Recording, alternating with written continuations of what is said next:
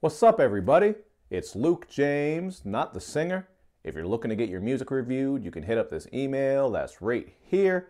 But today, we are going to talk about this EP from Ricardo Houston called Dying.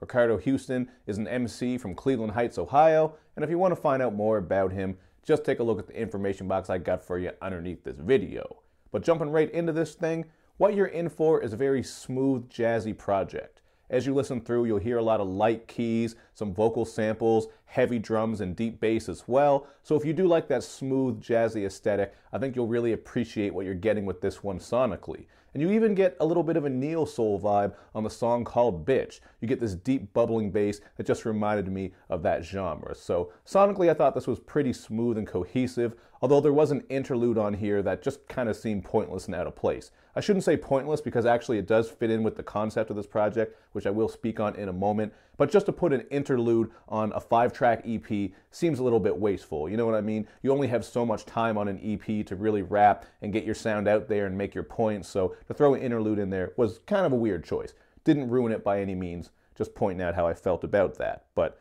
as I'm going on about the content here, which I just brought up, what you're in for is a lot of discussion centered around mental illness and substance abuse. I think it's really great how he was touching on these topics from many different angles. So I did write down a couple of notes just to go on with what he was saying on here. So on the song Epitaph, he's battling suicidal thoughts as well as disappointment within himself. And I found it very interesting on this one how he brought up that black men in particular are often seen as being weak for struggling with mental illness. I think all of us know that sometimes in the black community, mental illness isn't taken as seriously as it should be. So I really appreciate Ricardo Houston for speaking on that and putting it out there for people who maybe were not aware. And he's also on this project letting us know that it's okay to go through these issues. You know what I mean? If you're depressed, if you have suicidal thoughts, it doesn't make you weak. It doesn't make you lesser of a man to want to speak out and try to get help. So he actually speaks on that again on Dead Man Walking. That's where he really goes into detail about the black community not taking these issues seriously. So I got to respect him for really opening up on these issues.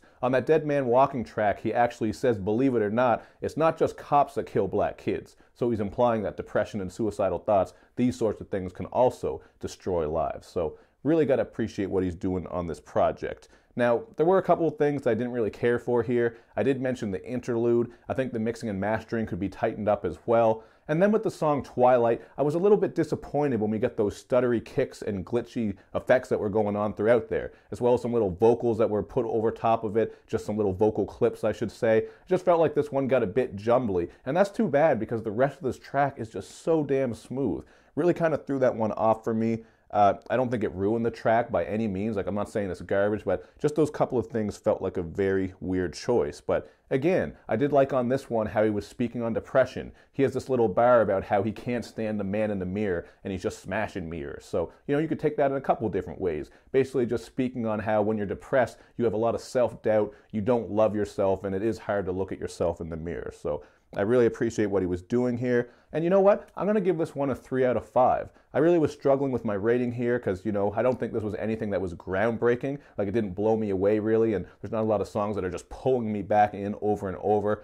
But I really did appreciate the couple of listens that I gave this one. He's going into great detail about all these issues that I've just discussed. There's a smooth, cohesive vibe here. So for a very short EP, I think he really did great with what he was setting out to do, just to speak on mental illness, as well as a little bit of substance abuse throughout this project as well. You will hear him speaking about that and some of the struggles that come along with alcohol. So I don't know, man. This is a pretty dope project. I definitely recommend it. I like that he's using his voice to uplift people and speak on some positive things. So 3 out of 5 feels fair to me. I just think if you're going to do a longer project, again, fix up that mixing and mastering, maybe flesh out the songs a little bit more. But this is certainly a nice start. So that's what I think about this one.